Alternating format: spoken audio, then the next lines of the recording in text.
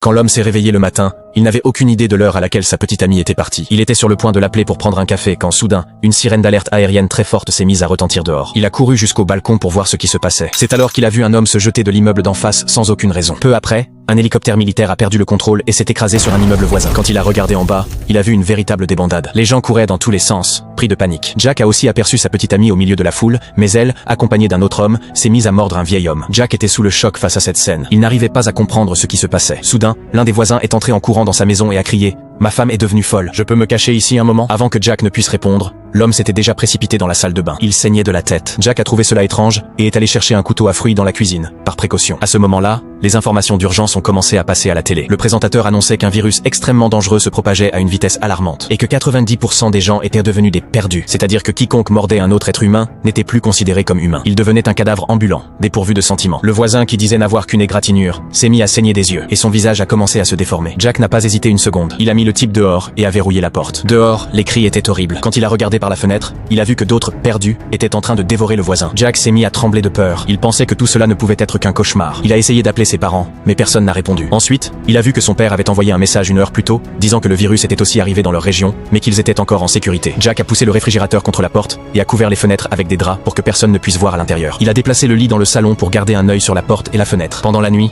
il entendait des pas dehors et parfois même des coups à la porte. Mais Jack ne savait jamais s'il s'agissait d'une personne demandant de l'aide ou d'un des perdus. C'est pourquoi il n'ouvrait jamais. Une nuit, alors qu'il était sur le point de s'endormir, il a entendu un bruit venant de la salle de bain. Il s'est approché lentement pour voir ce que c'était. Soudain, une femme est tombée du conduit de ventilation. Elle était très belle, mais Jack savait qu'elle n'était plus humaine. Il a pris une batte de baseball et lui a asséné un violent coup sur la tête.